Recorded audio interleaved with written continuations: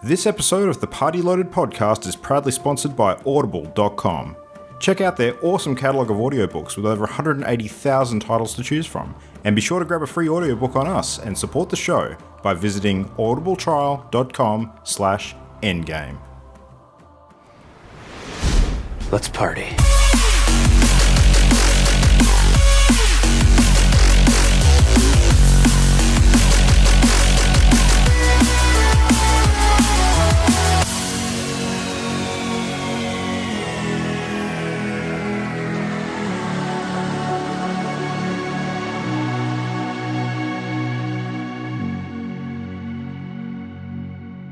And welcome back to Party Loaded. It is Wednesday the 19th of October, 2016, in case you forgot which year it is.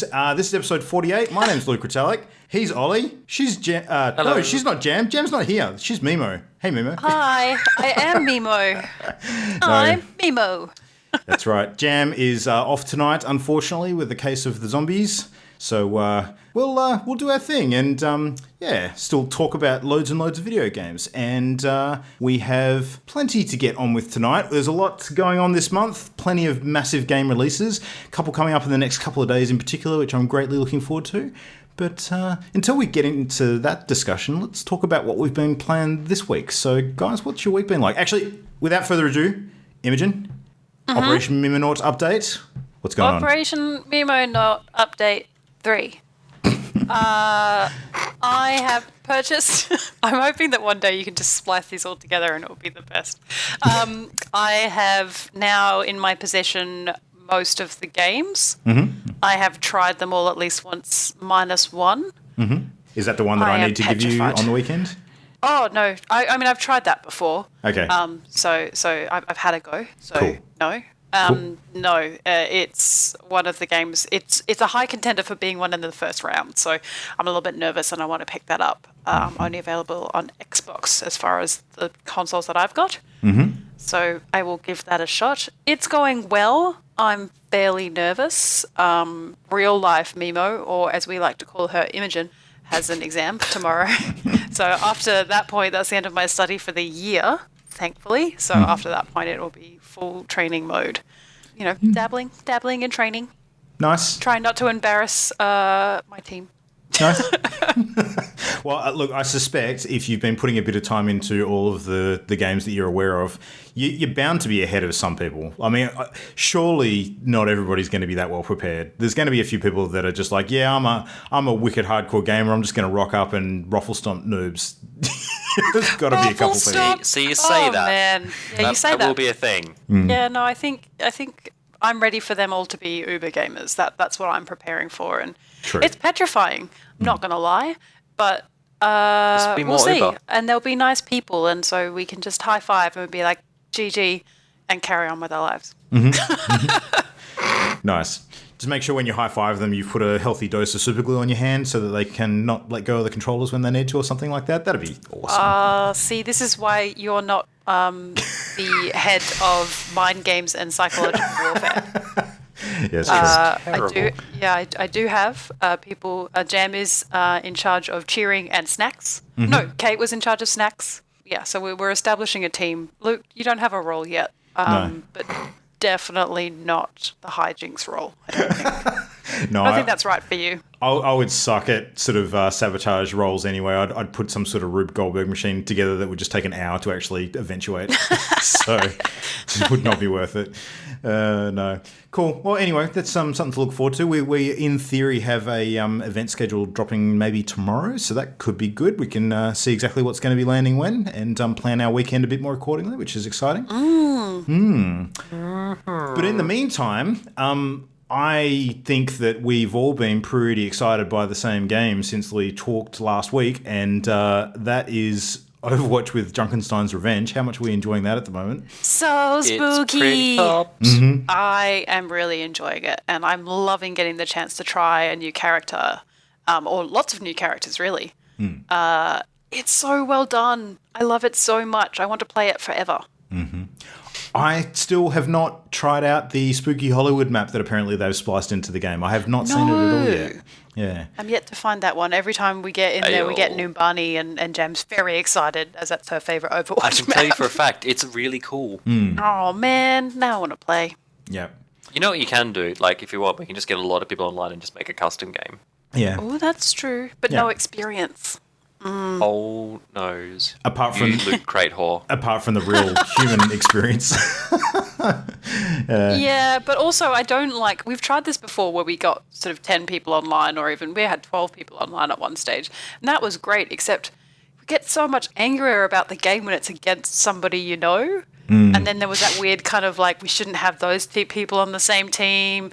And then I kind of felt like there was that kind of being like picked last kind of mechanic happening. And it just got really awkward. So I much prefer if we're on the same team against randoms than against each other, I think. Speaking of Overwatch awkwardness and team selection sort of shenanigans, I've been finding when sort of just queuing up for the brawl that if we ever get into a situation where another player gets stuck having to select Ana, like about 50% of the time they're actually disconnecting rather than having to play that character, which I think is terrible. She's my favourite. Yeah, I think she's actually pretty good too. Ana is my favourite by far. I would much prefer to play her than anybody else. Can I explain the flip side of that? Yeah. To be fair, if they are actually, like, if they're completely inexperienced with that, they are just hamstringing their team if they continue on, though. And that's not then fun for the team if there's, like, a person who doesn't know what they're doing. I look That's fair. She I does seem like a understand the complex reasoning, character, but of course there will be the other one of, like, I didn't get my favourite hero. Yeah. Quit. Like, that is also a thing. Yeah. This map is definitely the ultimate training mode for those characters in a lot of ways, though, because it gives you a really good practice run with a lot, like a target-rich environment to really sort of, nail your you're sort of moving from character to character and hammering your shots home and being on the mark with your various different abilities to keep everybody alive, and your timing's pretty important. So I think it's really good practice, actually.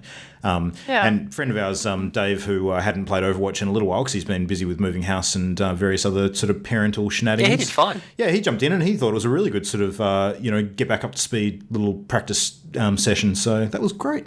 Do you think that there'll be more people playing Ana as a result, or do you think it's just because she's a more difficult character to play? I hadn't considered it, but I think there probably will be, actually.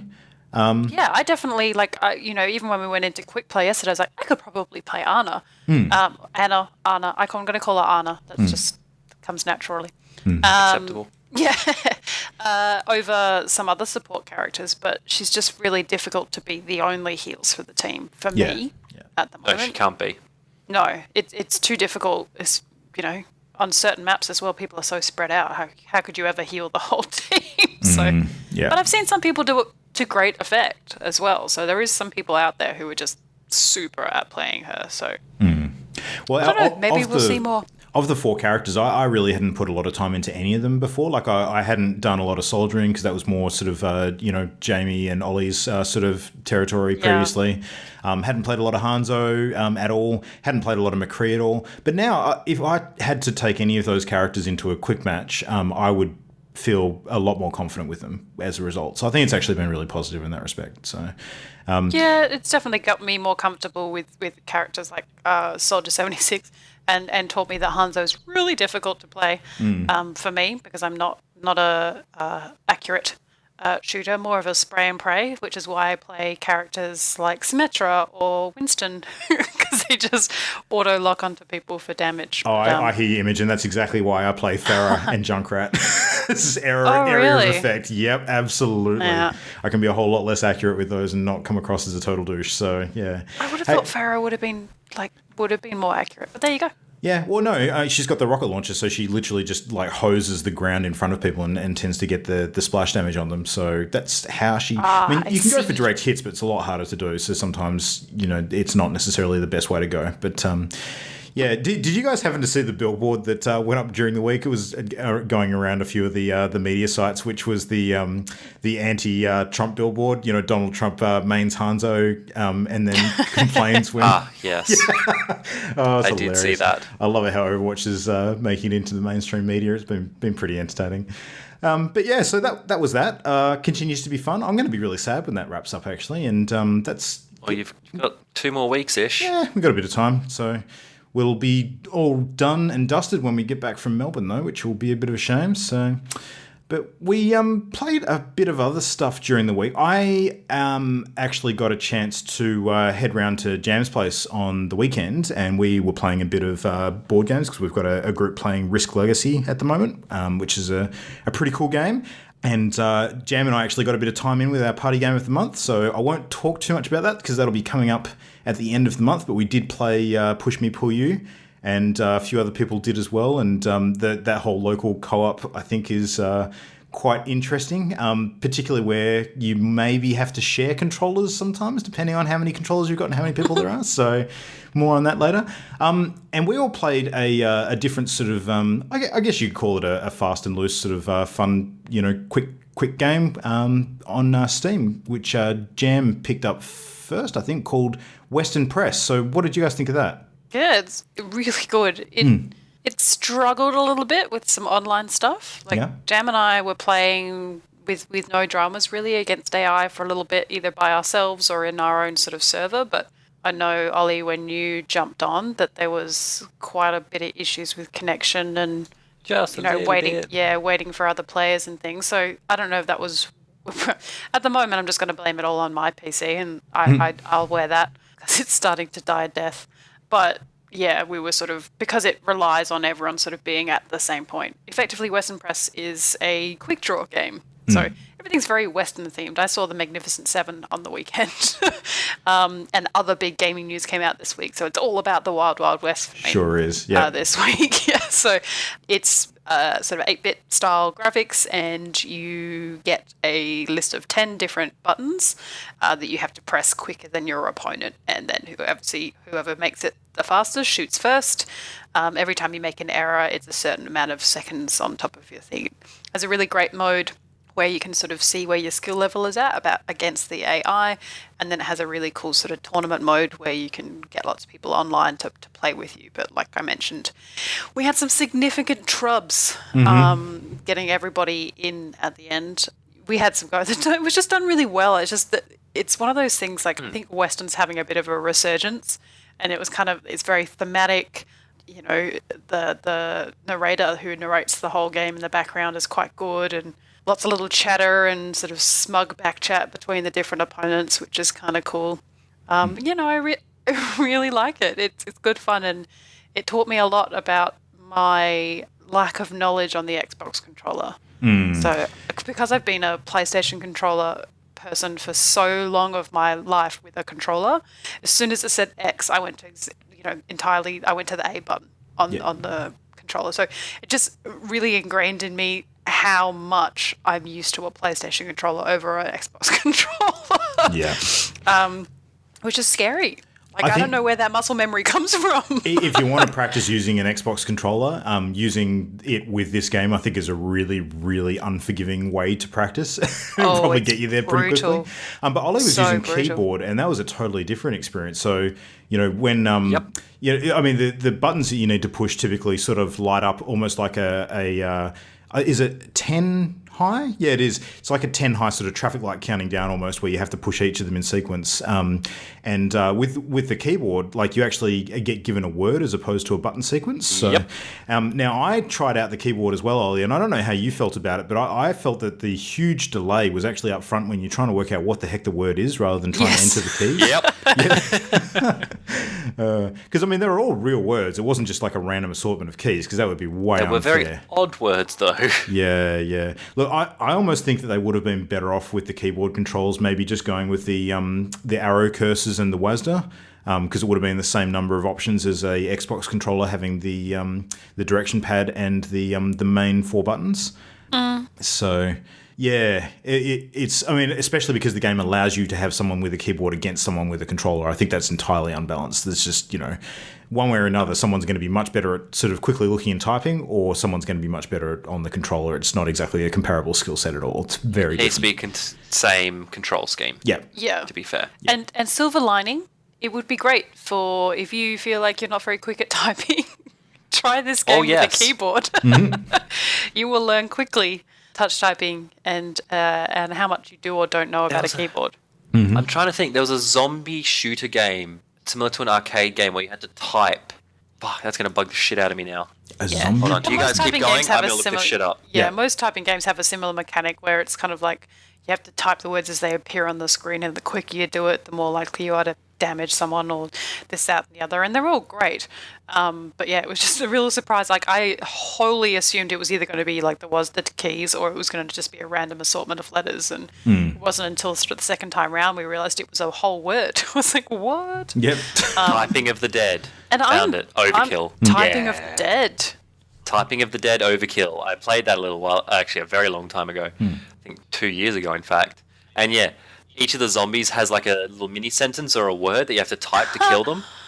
I would It's the rule at that best. game. I Yeah. think that it is Awesome. absolutely awesome that you think that 2 years ago is a very long time ago. Well, gaming-wise, it was. And yeah, okay. Well, I mean, not as long as what we're going to discuss later this episode, but sure. Exactly. He's such a baby. Time's relative. Yeah, that's true. That is true. Hey, so I played a little bit more Gears 4 during the week, getting my teeth much further into that game. I've been trying to rush it as much as I can because, as we mentioned, this is going to be a busy week for new games. We got Battlefield 1, the main release, I think, is dropping tomorrow, if I'm not mistaken. So 21st, I think, for Australia. 21st, that will be... I want to say 21st. Maybe that's Friday then. Okay, Friday. cool. Yep. Gives me a little Yeah. bit more time. That's good. And Civ 6 dropping same day, I believe, because I know that it's at the end of the week this week. And that comes with a little bit of a tragic tale for you, Imogen, because you've Sad discovered that you're face. probably not going to be able to play it on your PC. Yeah. I don't know if listeners of the podcast, if we've talked about this before, but I'm predominantly a PC gamer. But when I upgraded my PC, I didn't think I would be playing a lot of PC games because I also had invested in an Xbox One. Turns out I play a lot more PC games still. And so the computer I got is in fact a laptop. It's not an Alienware. It's not a gaming laptop by any means. It's a little bit beefier than the standard laptop in terms of its size, but certainly not in its processor. And I found out last week or the week before that Civ processor requires a minimum of 2.5 or 2.6. Mine's only 2.2. So it's not going to happen for me. And as Start soon a as I Patreon. figured, nah. As soon as I figured that out, everything else on my laptop starts to break. So as soon as I start saying, well, maybe it's not the best laptop, suddenly WoW stops working. Suddenly Yeah, I can't it's like, get I heard GTA that, to work. motherfucker. Yeah, I'll it's- show it- you who's not a good laptop. Yeah, it's the bane of the PC gamer. Once it starts going wrong, it just compounds, and then you start trying to make changes to fix it, and it becomes all very patchwork, and so it's been a bit of a nightmare. So I am absolutely devastated. I will not be able to play Civ 6. Well, we'll see. We'll so- see. You never know. You never know. I'm not. Well, you know one thing you could try if you wanted to, if you were this way inclined, you could buy it on Steam, and then if it doesn't run on your machine, you could use the refund. No, No. that's so These- cheeky. Well, Honest Because question. They will deny a refund based on if you're returning it because it doesn't run on your computer, because that's why they declare stats up front. maybe. Okay. Yeah. I have a question. Is it available on consoles? Nope. No. Okay.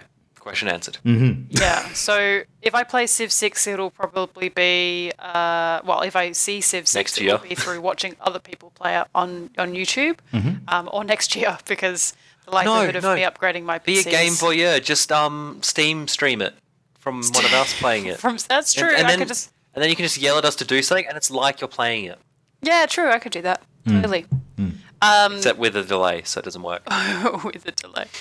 Yeah, it is such a significant delay on Steam streaming as well. Yeah, it's sad, but it's lesson learnt. Next time, invest more in the PC. We've got to cue And- that sad violin music again. Yeah, just means that at PAX I'm going to be doing like a solid enter every competition known to humankind type campaign to try and win myself components of, or an actual computer would be great. We'll see. Stay tuned, fans. Yep. Well, you should be able to play it next year at the very least. So, not playing a Yeah. game like that on release is not the end of the world. There's plenty of other things to do in the meantime. Yeah, because there will be a lot of bug fixes and patches. Yep. Not Yeah. not to mention that, PAX month is probably one of the best months for distractions anyway, because you're going to have everything else to Oh focus god, on. yes. So, Yeah. timing couldn't get much better in that regard. Yeah, it does mean it leaves lots of space for the cool little indies that I discover at PAX to have a little go at those guys. So I'm looking forward to it. Yeah, absolutely. I don't really have too much more to say about Gears 4, apart from the fact that I think that it has some really good set pieces and particular scenes in it.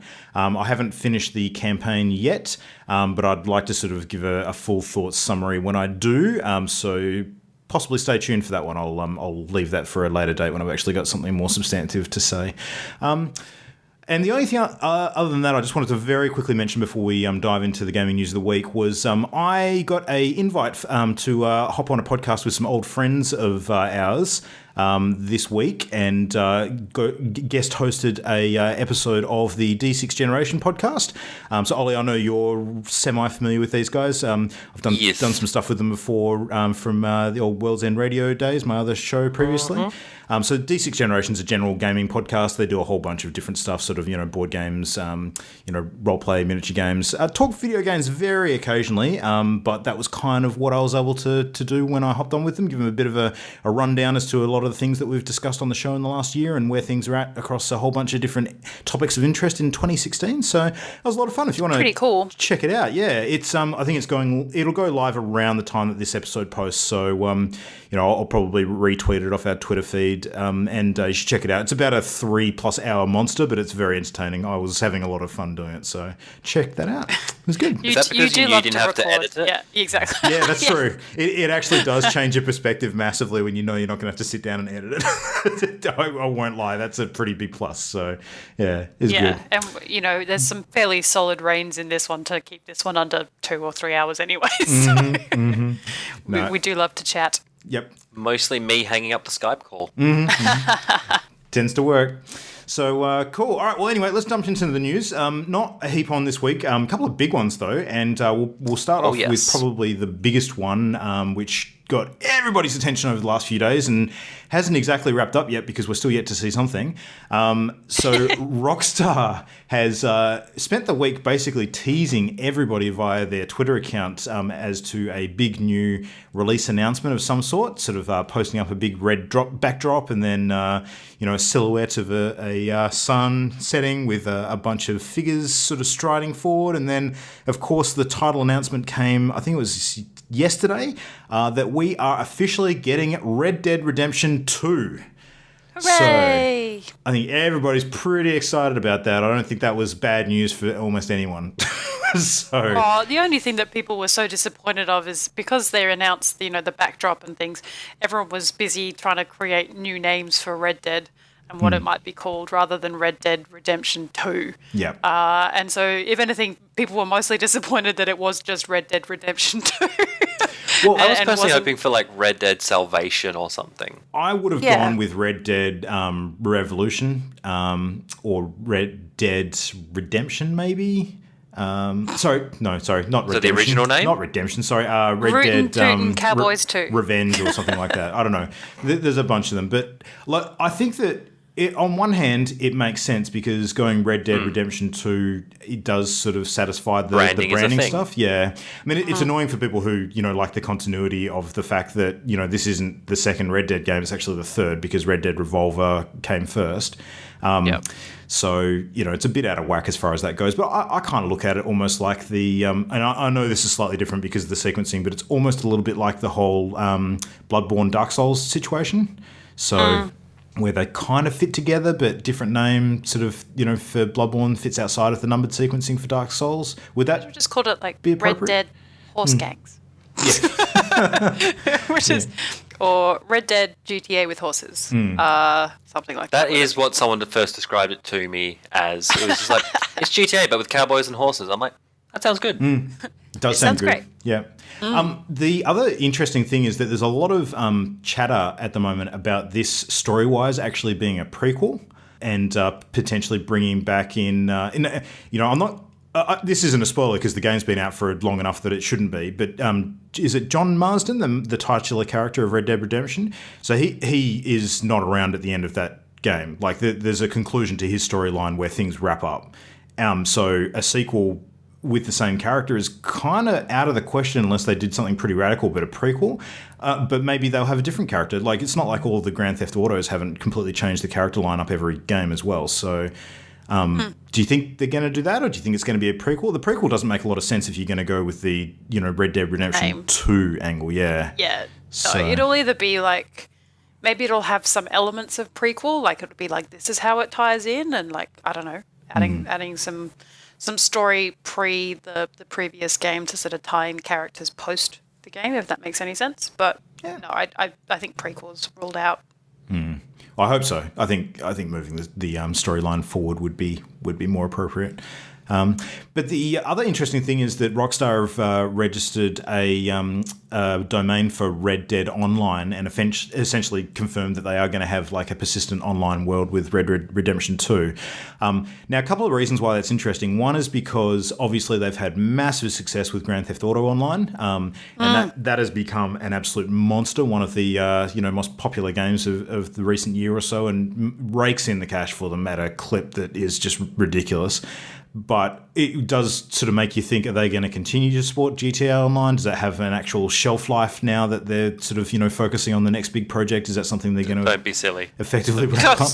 Never. They would Don't be be silly. the internet would melt if they would shelf GTA Online. I think As with their bank account. Yeah, their bank account. I think More the Red important Dead to them. Online thing, if anything, that just made me more excited about the future of GTA Online, because if they continue GTAs like we've talked about in the past, like if GTA 6 comes out, will there be a new online, or will they just update the current online? But with Red Dead Redemption 2 coming out and then registering the separate domain name, difficult to say, then it feels like this is a model they're going to stick with, and it will become sort of like an MMO in its own right almost, in that it will be maintained ongoing and have different patches and areas and things like that, much like World of Warcraft has. Yeah. See, for me, the biggest tell, I think, will be depending on the graphic engine they roll out with it. True, that's true. Well, they've So also, if it's like... I was just going to say, they've also only announced it for Xbox and PlayStation. There's no PC announcement yet, which has been a point of some contention for people. And it's not too dissimilar to what they did with Grand Theft Auto 5, because that came out on the last generation consoles first, then it came out on Xbox One and PS4, and only then did it come out on PC. Or was it PC first before the next gen? No, it was... They were pretty close. I thought PC was the final one. I will have to check. Yeah. I will find out. I feel like you're right. Facts I incoming. feel like PC was the last sort of bastion. I should know this because I own 3 copies of the game. I just What the remember, fuck? like, it was a game we all wanted to play, but because it wasn't on PC, we just didn't. Yeah. No, Ollie, so- seriously, I bought it on Xbox 360, PS4, and PC. There was the one game. Alright, it was that I was 17th not sorry about September doing that. 2013 for the PS3, Xbox 360, 18th November 2014 for the PlayStation 4 and Xbox, and April 14th, 2015 for Microsoft Windows. Okay, there you go. Yep. Oh, yeah. I think ultimately it has to come to PC at some Yeah, point. year and a half, yeah. Would be shocked if it doesn't.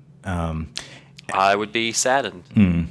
Well, I mean, also because that's when financially I think it really starts to make a lot of sense for them, because a lot more people would be playing on that online world probably via PC. I mean, I obviously don't have access to the numbers and the stats on that, but I would be shocked if the largest portion of players wasn't coming from the PC gaming sort of populace. So now, I shrug. another interesting theory is, do you think there's any possibility at all of this game sharing assets with GTA? Because wouldn't it be funny if it's like an online world that is as wacky and messed up as GTA Online is, that you could have like hackers bringing automobiles into the Wild West and all sorts of crazy shit like that?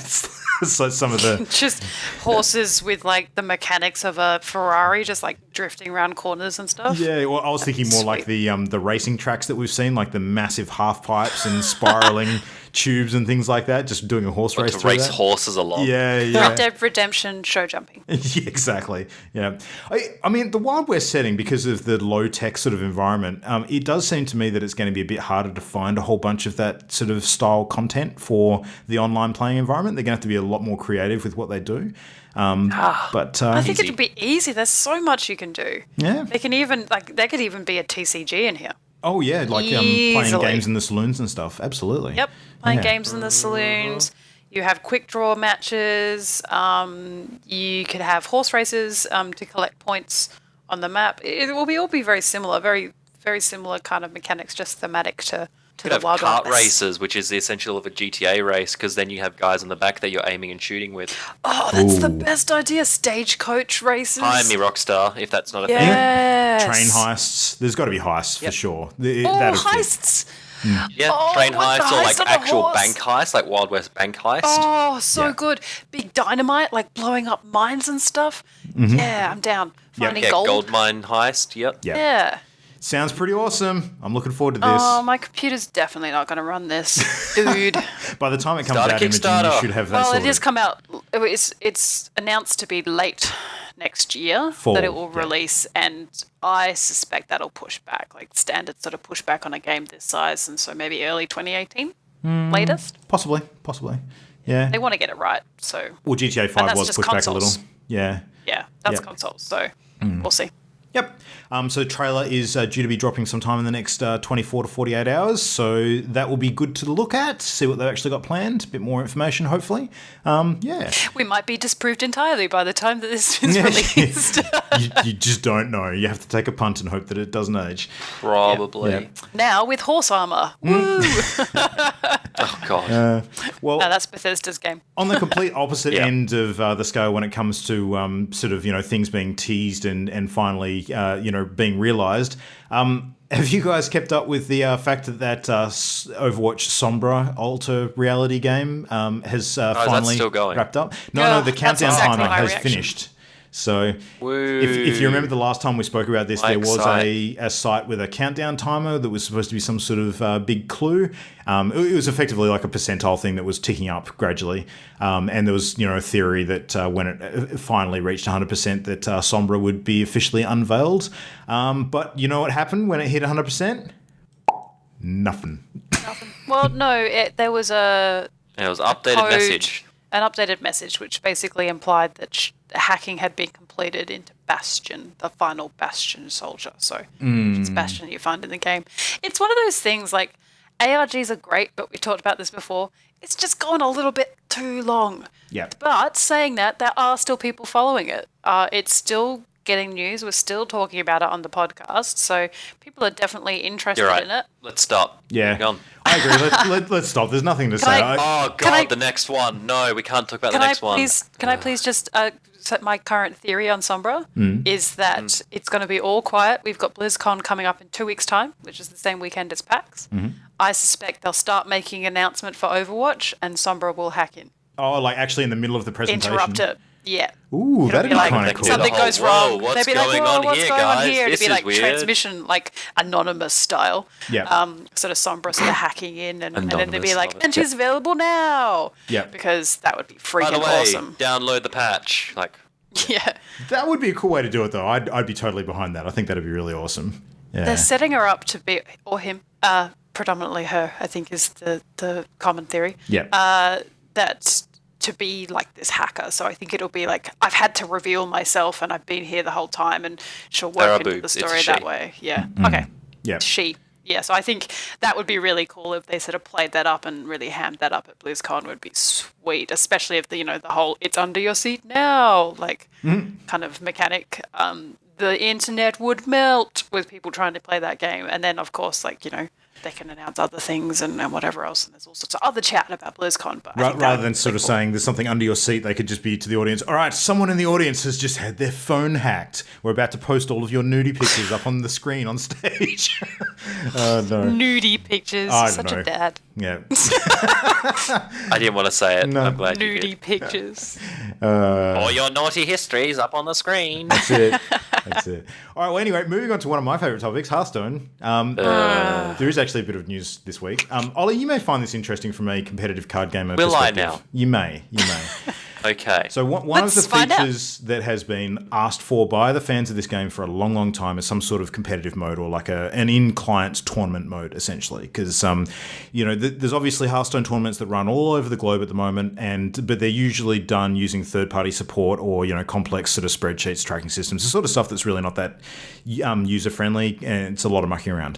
Now, what Blizzard have announced this week is kind of sort of like a first tentative step into that direction, and it's going to be really interesting to see what happens. Now, the Hearthstone Brawl format has been used like Brawl in Overwatch, I suspect, and probably like what we're going to see with Brawl in Heroes of the Storm, as almost like a bit of a test bed, like a lab platform for mucking around with new ideas and seeing if they've actually got legs, and potentially rolling out future, more polished versions of them in the future. And it looks like they're actually going to do that once again in Hearthstone, because they've just introduced this week that in the coming weeks, potentially before BlizzCon is the chatter at the moment, they're introducing a special once-off event which is called the Heroic Tavern Brawl. Now, what this is that it's going to be a event that actually replaces that week's Tavern Brawl. So for that week, you won't get your standard sort of brawl where you go in, you play a few games, you get a free pack if you win, that sort of thing. This one instead runs a little bit more like the Hearthstone Arena mode, where you basically, in Arena, it's essentially you go in, you draft a deck, you play against people until you lose 3 games, and then you're out. But there's a price of entry, like it usually costs a couple of dollars or 100 golds in-game currency to enter. And you can win packs and dust and, cards and all that sort of stuff. So there's a bit of a payoff to actually, pay the currency to get in and do that. Now, Heroic Tavern Brawl is similar to that format, but instead of being drafting, it's actually constructed. So you'll actually take one of your constructed decks in the standard format and play against people in a similar way. So you can get a maximum of 12 wins, but once you lose 3 times, you're out. But there's a couple of pretty significant differences between this and the usual format. One is that it's got a really steep asking price to actually get in. So entry to this mode for the week is actually 1,000 gold or $10 US. So immediately you're just like, holy shit, that's a lot more money. But did you say for the whole week you get access to it? No, though? That's for one run. That's for a single crack at this. Yeah. Oh, gosh. Yeah, so it's a lot of money, but the payoff is that the stuff that you can actually get if you win enough games is ridiculous. So at the top end of the scale, if you manage to get all 12 wins, you actually win 50 packs. You get a stack of gold, like over 1,000 gold, so you easily make back your entry price. You get a stack of arcane dust, which is the in-game crafting sort of resource, and you also get 3 guaranteed golden legendary cards. So that's quite a lot, but that's at 12 wins, and it goes down sort of exponentially from there. So if you're looking at around middle of the pack, sort of around 6 to 7 wins, then you're essentially not making your money back. You're falling quite a bit less, probably about 30% less in terms of value than you would you expect to need to sort of get your value back. But yeah, like the reason why this is really interesting is not only because of the huge asking price, but it's because this is kind of the closest thing we've had to an in-game tournament ever. So if it's a test ground for like an actual in-game tournament mode in the future, that's super interesting. If it's something that they're planning on running intermittently, like it's a limited time promotion, so they'll probably run it again at some point, like some of the Tavern Brawls sort of cycle out and then they come back in at a later date with tweaks and changes. We could see that again. But if anything, it's going to be a really big week on Twitch, because I think a lot of the top competitors and well-known Twitch streamers are going to be streaming their runs through this and seeing how well they go. So, but it's going to be tough. Like I actually don't know if I'm going to have a crack at it, because that's actually a fairly steep asking price. And if it was just a case of playing 12 straight games and getting as many wins as you can, that's one thing. But the fact that when you lose 3 times, you're out, that really does sort of lessen the appeal to me, because you could quite easily have a bad run and then just you're gone, essentially. So yeah. I mean, what do you think, Ollie? It's probably not too different to the asking price of like an evening Magic the Gathering tournament, if you think about it. But would that be enough of an incentive to most people, do you think? Well, you always have this. I'm thinking of it almost like the equivalent.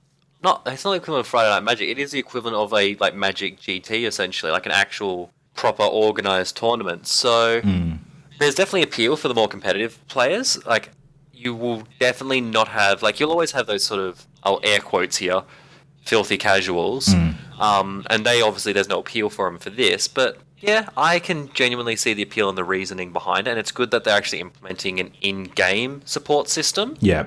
And from what you described with the prize support, it makes sense, because again, in traditional card game tournaments, if you're middle of the pack, well then no, you don't really get anything. It's only at the very top end you actually get an actual substantive words are hard. Substantial reward. So they're just modeling it literally, as far as I can tell, off actual real card game tournaments where you get like exclusive cards and you get the prize money. So there's a really interesting thread on Reddit at the moment, sort of discussing some of the odds with regards to the investment and the take home from it. And what they're essentially doing is they're comparing it to when you go to the casino. The system when you sort of play cards at the casino sort of has like its rake, like it rakes off a certain amount of the value of the pot, and that sort of takes it as the casino's commission almost for hosting the game. So if you've got $100 in the pot, the casino might rake out say up to $10 of that. In this case, the rake is about around that sort of 25 to 30% mark, which seems really steep, like with the actual value that's being offered. But I don't know, like it's almost like Blizzard have sort of turned around and said, let's see how far we can push this, and priced it accordingly. And at the end of the day, if that means that not enough people take part, they'll sort of get that feedback and change their model appropriately. But on the other hand, if they get away with it, then they're probably not going to drop it when they try and do this again. So yeah, I don't know. Interesting. How often is it running? Do you know? I don't know. I couldn't remember if you mentioned it or not. Well, they haven't sort of stated in terms of when they're going to cycle it round again. It seems like they are going to do it at some point again in the future. It doesn't, we don't know what shape it'll take. Existing tavern brawls, like the length of time it takes before one is repeated, is usually, I think you might get one repeated maybe 2 or 3 times in a year. Like maybe less if it's less popular, maybe more if it's more popular. But yeah, I don't know. It's a bit hit and miss depending on which format it is. They've got lots and lots of different brawl formats now, and it is one per week, so they can take quite a while before they have to cycle through the same one again. Because essentially, if they had 30 different brawl formats, then they wouldn't have to repeat. Even they probably have to repeat about just over half of them to get that full 52 weeks. So yeah, I don't know. Interesting. Anyway, we'll see what happens with that. In Steam news, we had a quick one during the week where Steam Valve have just announced that Steam is actually very shortly going to be getting native controller support for the PlayStation 4 DualShock 4 controller, which is really, really good news for anyone who's got a PlayStation 4, because getting support for the PS4 controller is a pain in the ass at the moment.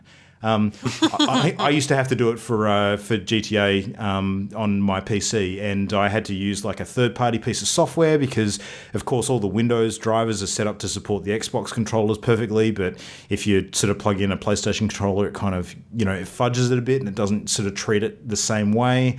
A lot of the third-party support kind of pretend that the DualShock 4 is an Xbox controller, so it means that you lose out on a bit of the functionality, like the touchpad doesn't work and that sort of stuff. But the DualShock 4 apparently is very similar to the Steam controller, so the fact that Valve are going to be supporting that in Steam using a similar kind of setup is really good news. So hopefully there's a few more games that release that actually have that baked into the controls. So just like we were talking about before with Western Press, maybe a game will release that actually has pictures of the appropriate PlayStation control buttons if you happen to be using the PlayStation controller. So that would be good. Well, the way I read it is that it would just basically be a built-in third-party app that Steam would have. I don't know that it will make it into games immediately, but yes, I think probably eventually you'd be right. It would be sort of extra, especially if your game's reliant on actual keys and, or they always say, press triangle or press, Y or whatever to give you prompts. To do that, yeah. In time, maybe. If it becomes more regular. Well, the individual developers would kind of have the say on whether they build that into the game. Yeah, of course. Controls, yeah. Of course. And whether they think that there's a large audience. I mean, so many people now are starting to get used to using Xbox controllers on their PC with, Xbox Anywhere and Play Anywhere and things like that. It's becoming more and more attractive to get used to the Xbox controller. I know I feel that. That's probably the main reason I ended up picking up an Xbox One over a PS4. Well, at least then I'll have the controllers for my PC. Yeah.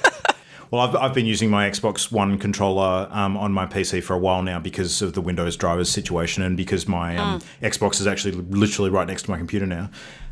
But if I had to choose between the two controllers, I still prefer the PS4 controller. I just think it's nicer. I think it's better fit for your hand. It's just more comfortable, easier to navigate. It depends. Yeah. Depends on what you've sort of started your gaming with. Like I mentioned before when we were talking about Western Press, I didn't realise how ingrained PlayStation controllers were in my mind and my muscle memory over Xbox controllers. And bearing in mind that when Sunset Overdrive We played that at PAX, and that was pretty much the first time that I held an Xbox controller. So it's really different. It's got benefits in its own way, but it's incredibly different. So Yeah. we'll see who will win the controller war. Who will wrest control from the competition? Yeah. Oh. Last but not least, little update for Pokemon Sun and Moon, not to dwell on the same title that we've been mentioning almost every week for a while now, but the demo for both of those games went live, so you can actually get it from the Nintendo eShop for the 2DS and 3DS consoles. So if you download the demo and check it out, it seems that this week, accidentally, because it wasn't intended, but people have sort of gotten in and data mined everything that they need to get all the info. Apparently, the entire new Pokedex is actually leaked online. So if you want to see what all of the evolutions of the different monsters look like, and some of the legendaries and some of the other hidden Easter eggs and bits and pieces in the game, you won't have to go far to find it. So do a bit of a search for that, and you'll see the whole lot. So looks pretty cool. There's a Pokemon that looks just like Garfield. That Diglett. Yeah, I saw that. That looks ridiculous. That Diglett looks Fabulous like a trio Diglett. of Diglett trumps to me. Looks, yeah, Oh god. looks nuts. Yeah. But anyway, Yes, fabulous Diglett. yeah, Diglett's funny. Did you guys see the Persian cat that looks like a coloured Garfield as well? No, Yep. I haven't seen that one yet. Yeah, it's pretty funny. There's some good stuff there. God. Anyway, so that's all for the news. We're going to move into now our party playback. Yay. Ever get that feeling of deja vu? Great Scott! And it's all just a little bit of history repeating. So, topic of the week. We thought it would be a cool idea to do another party playback and look at a famous year, or a notable year, definitely in video Famous gaming. year. Oh, famous year. Famous? No, and it's funny because Imogen actually suggested 2004, and as it happens, 2004 actually has a particular relevance with not only stuff that we've talked about tonight, but stuff that we've certainly been talking about a fair bit recently. So, And I didn't pick it out of the air. It was thematic. So in 2 weeks today, actually, we will be in Melbourne, readying up for PAX. And I've just completed an assignment and I'm about to do an exam in event management, which I studied PAX for my assignment. And 2004 was the first iteration of PAX in the world. It was the year PAX was born. So PAX it would be a Prime. cool year to tie in with what we've got coming up. Nice. So, just like we did the first time we kicked this segment off, I'm going to just do a bit of a setting the scene briefly and give you guys a bit of a picture of what 2004 looked like. So, what was going on in the here we news go. and pop culture and that sort of stuff. So, now 2004, probably the biggest thing that everyone will remember 2004 being notable for is it's actually the year that Facebook launched. Yep. Facebook launched on the 4th of February when Mark Zuckerberg and his university colleagues sort of launched it on campus, and it slowly not slowly, kind of swiftly grew in size. If you've seen any of the notable films that have sort of told the tale, it's quite interesting. Who knows how exactly accurate they are to what actually happened. What else? It didn't actually come out to the public until years later. No, So that's was it. just- so if you were in college in the United States, then that was the big year for you. I think 2004 MySpace was still the big thing as far as we were concerned, and that kind of thing. But yeah, I mean, it seems like Facebook's been around forever now, so it's kind of weird when you think back and realise that it launched then. So 12 years ago, also some fun things that happened. Martha Stewart got sent to prison. Oh, yeah. Yeah. Was a funny one. It was actually the year that the very first same-sex marriage happened in the US. So it was actually on the 17th of May in Massachusetts. So a bit Look how of a far we haven't come. yeah, exactly. As I say, we're 12 So years depressing. behind. Yes, so depressing. Awesome. In computers and tech, do you guys remember the old infamous computer worm called MyDoom? Does that ring any bells for you? No. So Nope. big virus at the time. It was making headlines globally. It was the fastest expanding computer worm to ever infect the internet. So that was huge at the time. I do vaguely remember this. Yeah, I think it was the Wow. one that really got sort of, the risks of viruses over the internet sort of on a lot of people's radars and started to educate people about that. So in entertainment, we had the end of a couple of notable shows. Sex and the City wrapped up and Friends wrapped up, if you were fans of those sorts of shows when you were growing up. Oh. Yeah. We had some, remember that. We had some pretty cool movies. So that was the year that Spider-Man 2 came out with Doc Ock. It was the year that The Incredibles launched. No. Harry Potter and the Prisoner of Azkaban was out that year. And also Napoleon Dynamite was 2004 as well. Good movie. Great movie. Some good ones. And not to forget that 2004 was also the year of the infamous Super Bowl halftime incident where Justin Timberlake accidentally ripped off half of Janet Jackson's top and exposed it to the world. So that was kind of funny. But yeah, interesting. Accidentally, Illuminati confirmed. Yeah. Exactly. Man, it's always fun to look back on some of this weird stuff that happens, a dozen or so Can't believe years that ago. was 12 years ago that Napoleon Dynamite came out. I know, right? Blowing my mind, dude. Old movie is old. That's nuts. Not old, you're old. Yeah. Actually, you're not. You're really not. So Ollie, what I'm the were you doing in youngest. 2004, Ollie? I was finishing high school. Oh, God, you're such a child. In more ways than one. Anyway, the state of the video games industry is kind of what we really want to focus on. So, I was about to say, the my big childhood. Jesus. Jesus. Consoles of the time, we had the GameCube, of course, was out. Xbox was still sort of in the middle to sort of later part of its cycle, as was the PlayStation 2. So, of those consoles, I owned a PS2 and I frequently borrowed a GameCube. So I owned a PS2 From as the well. from the video store or from friends? no, from Simo. From our I friends. played the best Spider-Man game still ever made. Was that Spider-Man 2? Oh, That was the Spider-Man game on the PS2. wow. It's still the best Spider-Man game made. Unfortunately, Which yes, makes in me 12 happy years. and sad. I don't think I ever played that. Sue's Nintendo Game Boy fucking great. Advance was the handheld of choice around that era as well. So I had one of those. Where is that? I never had a Game Boy Advance. I went straight from Game Boy to DS, actually. I never went in between. So I was all PC in the meantime. PC gaming, I was on board with that too. I'm assuming that you two were PC gaming to a... I was pretty much only a PC gamer with a couple of little bits here and there Yep. of other Yeah. stuff. Yeah, ditto. PS2, but mostly PC, as we're about to find out. Well, yeah, it was a pretty notable year for PC gamers, for sure. I mean, there were some really good console releases, but as far as big titles in history on PC, there's a few of them on this list. So, They kind of dominated that one. Big Oh, yeah. series, started Yep. in this year.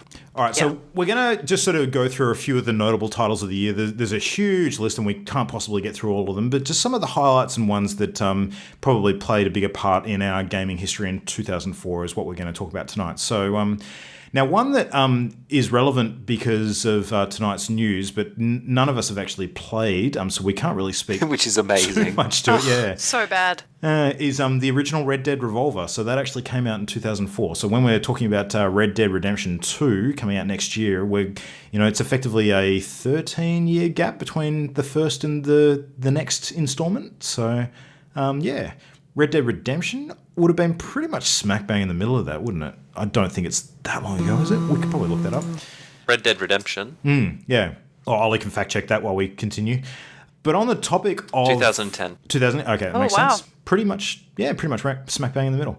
But Rockstar was pretty busy in that time, regardless, because it was also the year that Grand Theft Auto San Andreas came out. So I lost so many hours to this game. CJ, don't be a buster. That was a terrible accent. I'm That was fucking the sorry. worst. That was almost. I never I don't played even know this. what that was. I never played this iteration of GTA, but it was the iteration where I was like, you can do what in a video game? Excuse me? Just really Like- shocked. Vice City was good. Don't get me wrong. I thoroughly enjoyed and played the shit out of Vice City. But for me, GTA San Andreas was like, whoa, this world's massive. Like, holy crap! Look at this map. It's not in a city. It's like half a state of something. Like, this is ridiculous, Yeah. sort of thing. it was the one where they really sort of engaged the idea of a city sort of set in an alternate version of another real city that's not your standard sort of Chicago-ish environment or New York-ish environment. So, based on a loose interpretation of San Francisco, of course. So one of the notable elements of this particular city layout was there was a lot of height variance in the road layout. So a lot of dips and rises when it came to the streets. And what that essentially meant is when you're driving around at high speed in a stolen vehicle, you're effectively like gunning it down a road and then just literally launching your car into the air as the road dips and you're flying straight off the top of it. It was very sort of, rampy in that regard, which made for some ridiculously awesome spectacles of crashes. It was great. Yeah, And of course, bet. your now obligatory giant mountain. Yep. Yeah. I think I probably spent most time in that game just trying to orchestrate ridiculous car pileups. That's what I spent Yeah, that's fair. more time on than anything else. Yeah, You know what's really horrifying? You can play this on your iPad now. yeah I know. I It's know. the same graphics.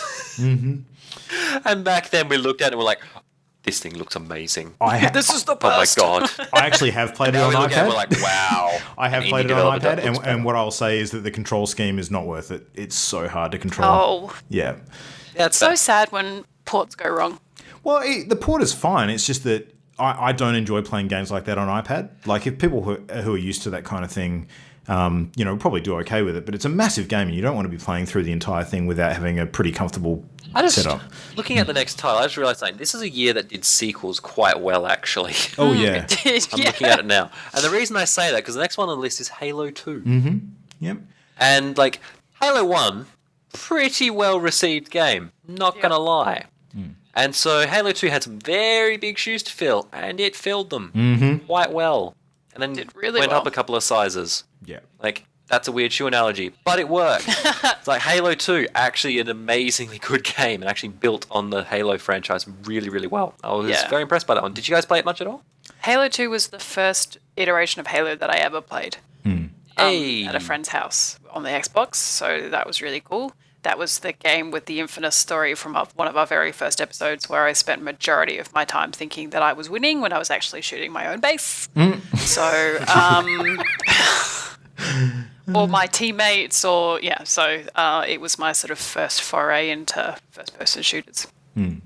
No, I didn't touch Halo until much later on. But obviously aware of it quite strongly. It was definitely around, but I wasn't a Microsoft guy at the time, so didn't get it to play it, unfortunately. I have heard from a number of people though, and I'm not sure if this is the common position or not, that Halo 2 is lauded by many as being kind of the best of the franchise. Yeah. It was pretty solid. I can understand that view. That view. It had elements to it that were, much like we discussed now, like lots of different entry points, so lots of different modes and things that you could do. So it wasn't just a shooter anymore. It had little games and like mini things that you could do and sort of fun little things to find. So it sort of opened itself up to a whole new audience and sort of made it more, like, I guess, I hate saying this word, but a bit more of a casual experience for some, but still the Halo Filthy that everyone loves. casuals. Yeah. Yeah. More accessible, I guess. Yeah. Thank you. That was exactly what I was looking for. So on the topic of shooters and sequels, we also had Doom 3, which I know, Ollie, you and I played a bit of that. I completed the single-player campaign, as I'm sure you did also. So tricky one, this one. Probably not quite as notable as Halo, for sure. Did you enjoy it? I fucking hated it. And the reason I hated it... Okay, Doom 3's big thing was its graphic engine. Okay, we need to preface this. Its big thing was its lighting engine for this game, and so it went with the horror element. What it didn't do very well was that horror element.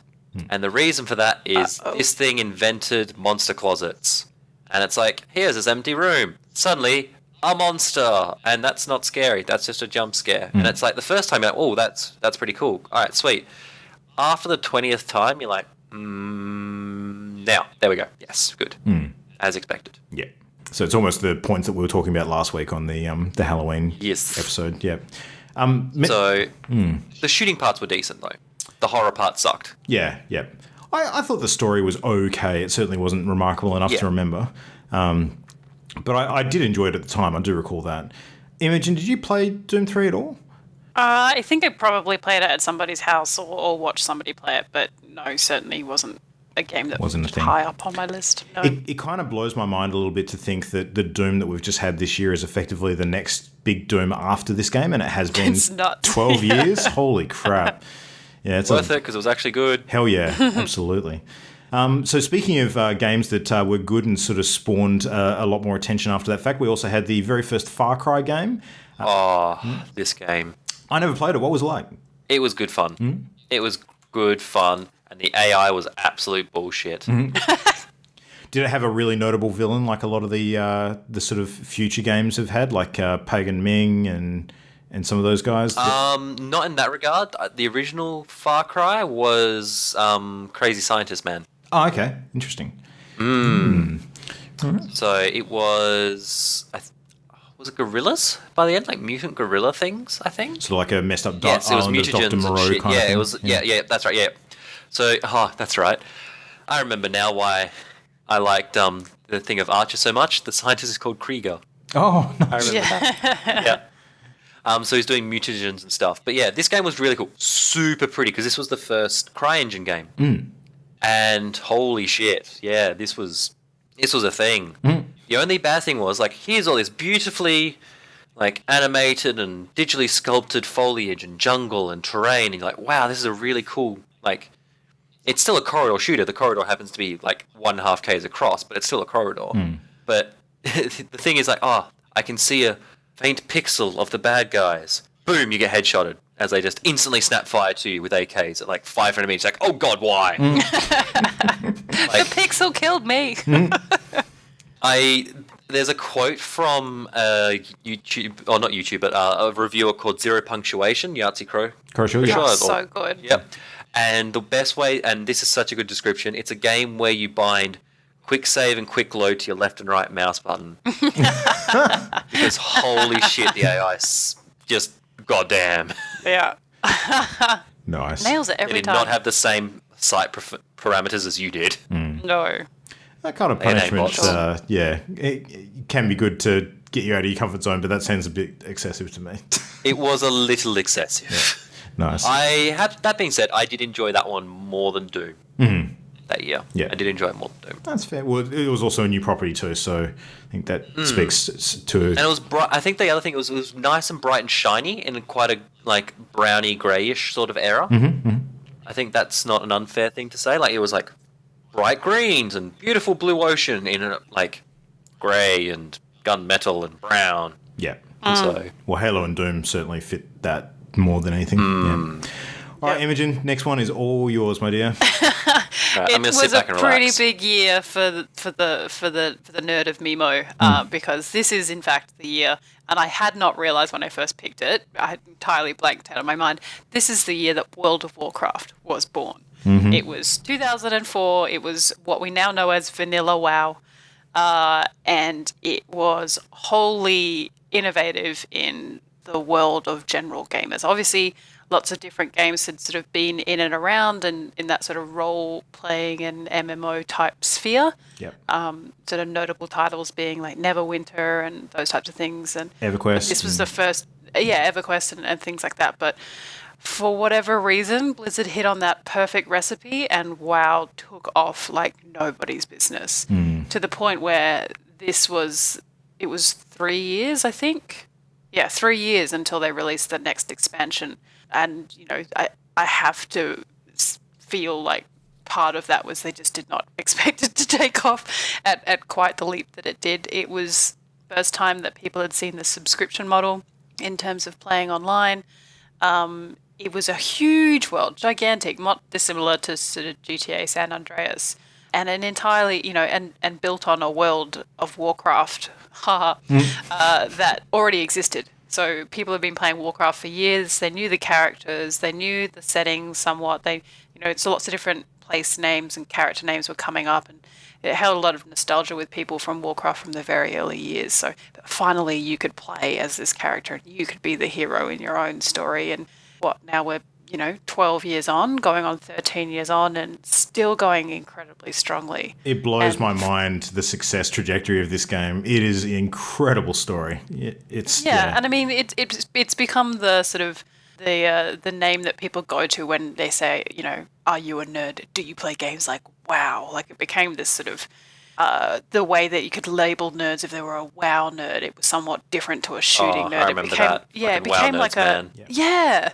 And even within the gaming community, I mean, I remember this is very early days of sort of Imogen sort of evolving into the nerd she is today. I feel a bit weird about talking about myself in the third person today, but that's where we're going. So, okay, cool.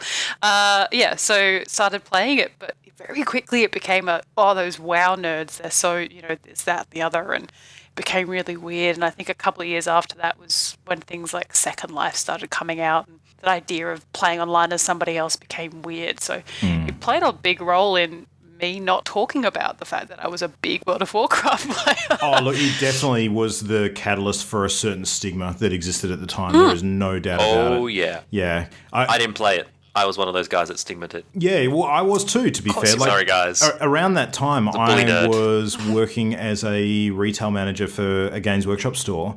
And because I had a lot of, customers, teenage boys especially, filling that demographic primarily.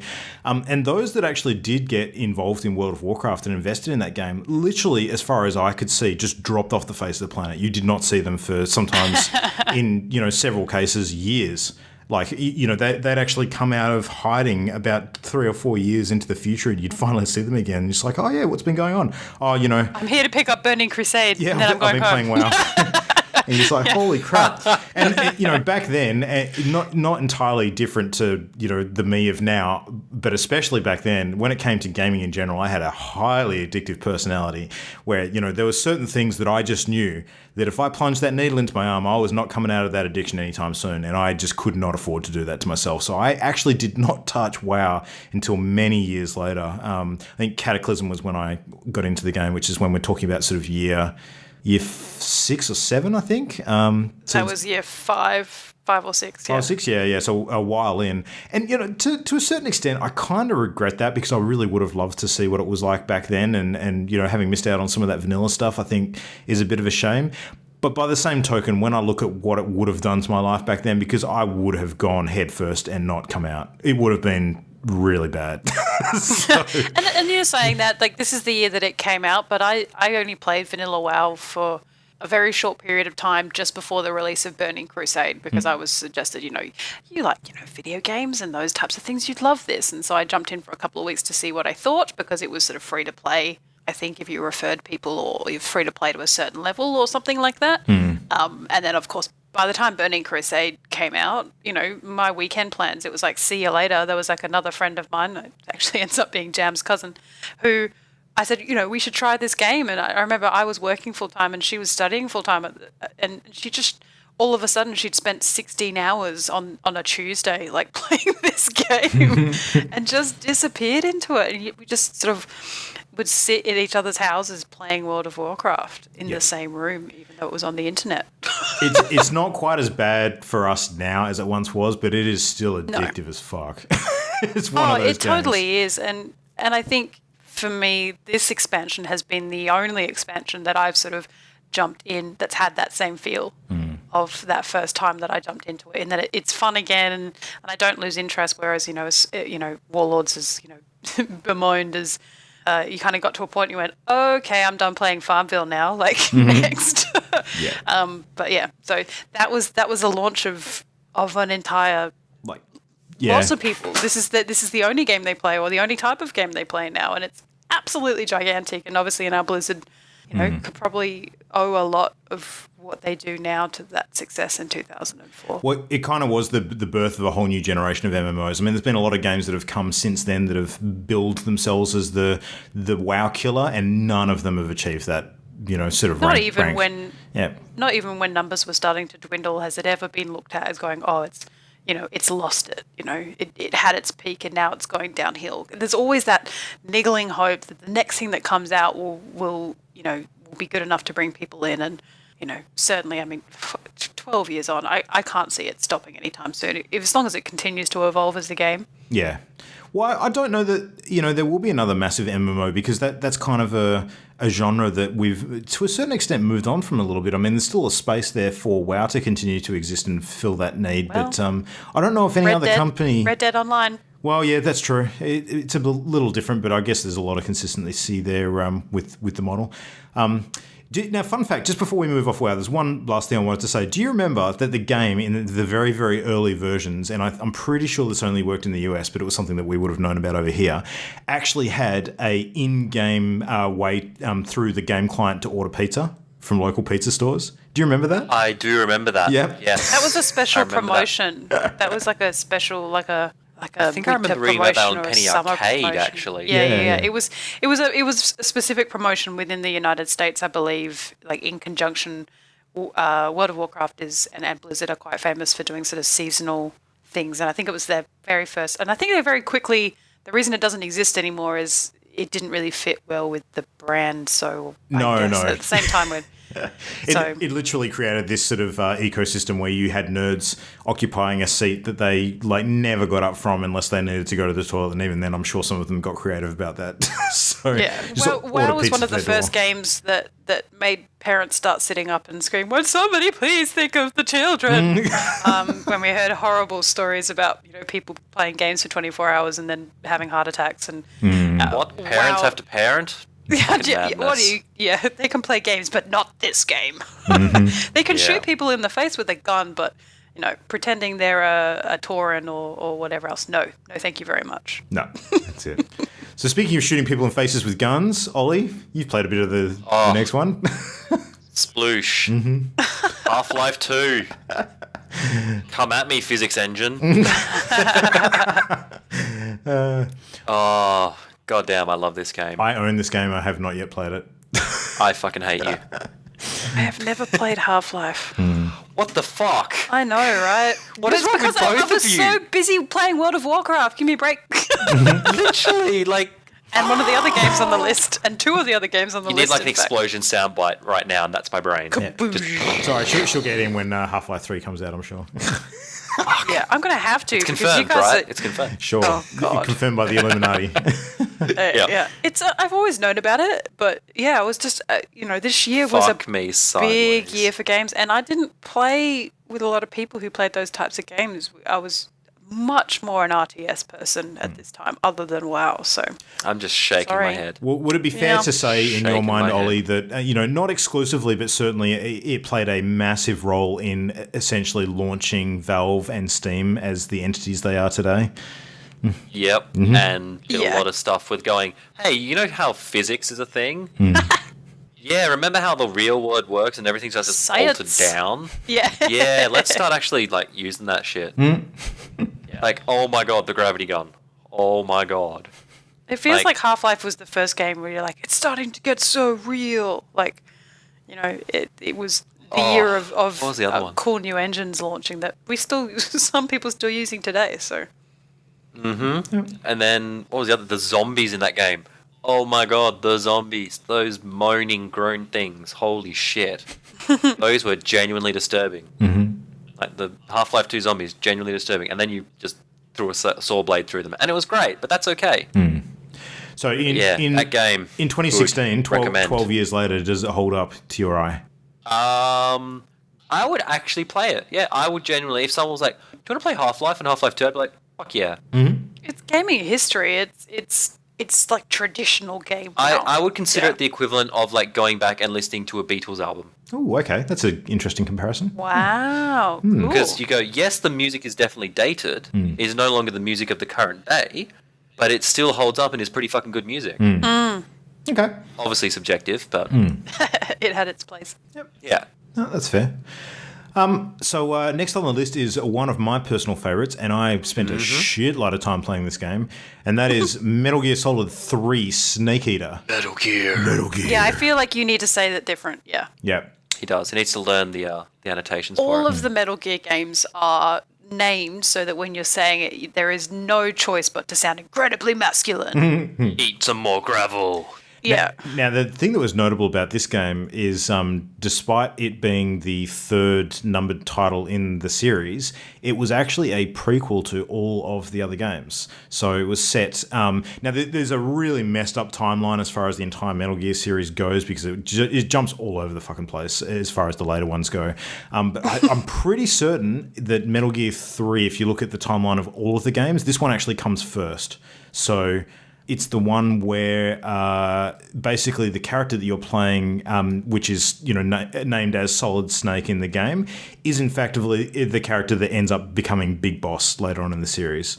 And it's sort of his first introduction to a lot of the other notable characters of the Metal Gear franchise. Revolver Ocelot is a young guy in that game that you sort of meet for the first time. He's a bit of a douche, and he turns out to be like a huge character later on.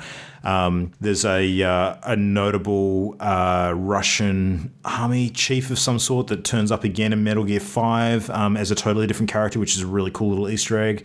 But the game physics engine was fucking awesome. Like, it was set in a very, very lush jungle for the most part, and you actually spent a lot of time not only sort of going through and navigating the wilderness and taking out bad guys and shooting at people without getting shot back at, but you actually had to try and survive too, and that meant sort of picking flora that was not going to poison you, trying to kill snakes and literally eating them for sustenance so you can stay alive and heal yourself. I mean, the fact that it was called Snake Eater was not a mistake. That was actually an in-game mechanic. So, whereas naming it number 3, they were sitting in a room, they were definitely Snake Eater 3. Yeah.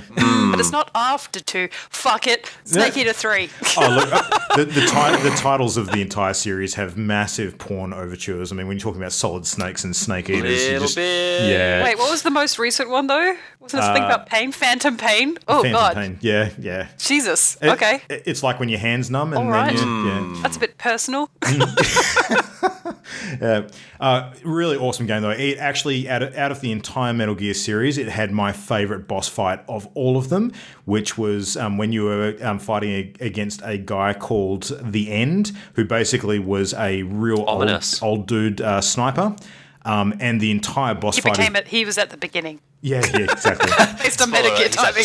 He's at the start, yeah. You were literally creeping through this lush jungle forest trying to draw a bead on this sniper and trying to shoot him before he shoots you. It was fucking hard. Like, this boss fight was ridiculously hard, but it was really clever. Like, you had to, use your infrared to try and spot traces of where he'd been, crawl around without making noise, listen for his breathing, all this kind of stuff. It was way more detailed than a typical boss fight in this sort of game. It was exceptionally good. So, yeah, love that game. Big fan. That does sound pretty cool. Yep.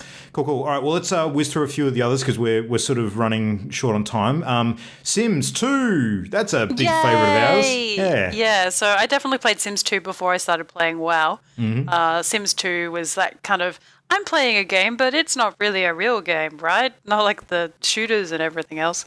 It was a really good game. Not like WoW. It really got me starting. That's my original obsession with, creating characters and role-playing to an extent, I guess. And Sims is, still going strong today. There's a massive audience that are only in it for Sims. Of course, evolved from SimCity originally. People, realized that they were more interested in what the people were doing. So now you get to sort of design a house and, make them have children or not have children. Or as many people did in many iterations is lock their Sims in a basement and make them an artist until they turn into an insane clown in a room full of piss. Lots of fun things came out of Sims and still going strong. Yeah, I made Sims out of all of my workplace colleagues and, used to report daily on their antics to them, like particularly... Was that very cathartic, I imagine? Oh, it was hilarious. Like, sometimes they'd just die in fires and I'd be like, yeah, so, got some bad news for you.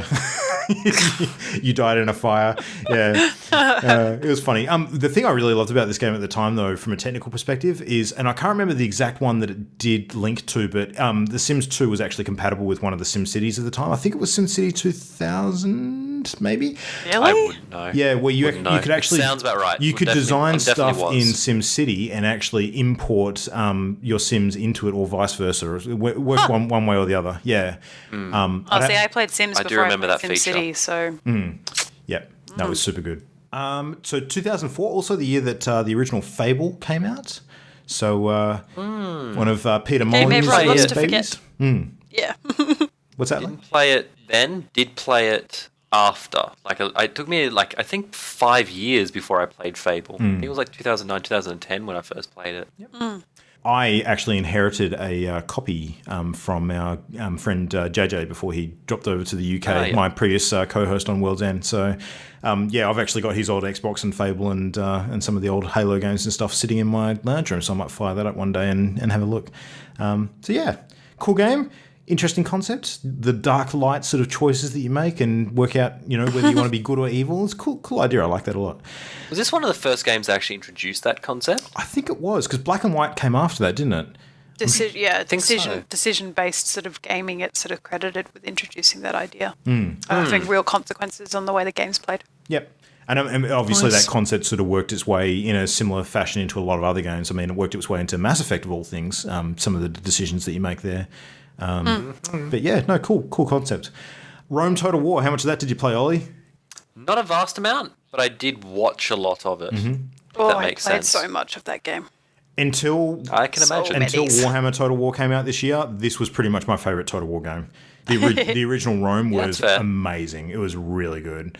Rome 2, not so much, which came out years later, but the original Rome Total War was seriously good. So it was cool, and at the time, I'd been playing at a super ancient game called Caesar, the original Caesar, and so when Rome Total War, I'm like, that's kind of cool. That's all the cool parts of Caesar that I like, and it's a newer game. So I remember spending so much time playing that game. Yeah, and who doesn't love ancient Rome? Super good. Yeah, exactly right.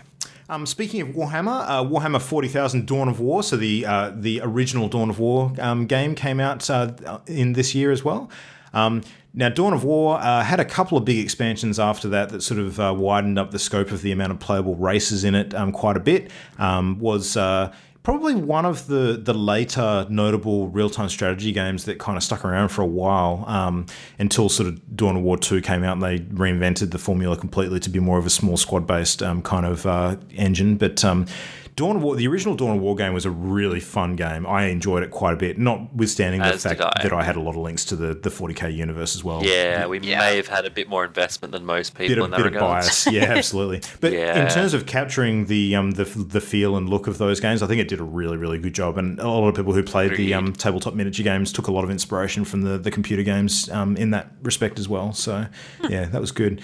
I would go back and play that now, absolutely. I think it would still hold up very well. I probably wouldn't, but that's because I think my taste in game has changed. Oh, that's fair.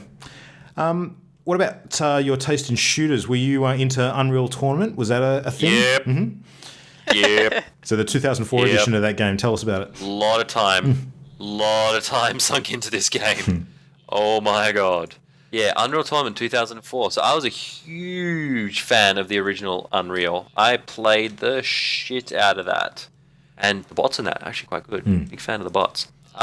This one sort of expanded the concept of the original Unreal Tournament. So it introduced a lot of new game modes. So you had stuff like, you had your traditional capture the flag, deathmatch, team deathmatch, last man standing, that sort of thing. But this was the one that sort of, and I could be wrong here, but I want to say it's true, and it inspired a lot of other games for it. But it was the first one that did like assault-based maps and like onslaught-based maps where you had like actual rolling capture points, essentially. Almost like a gridiron field, sort of one stage after the next kind of thing. Yeah, kind of. And then they had a mode called Onslaught where you had like a vehicle-based mode and you had to activate power cores and stuff like that and then destroy the enemy power cores. And all, yeah, there was a lot of good game modes in that. And yeah, that's actually the other big thing. It introduced vehicles into Unreal Tournament. So that was pretty freaking cool.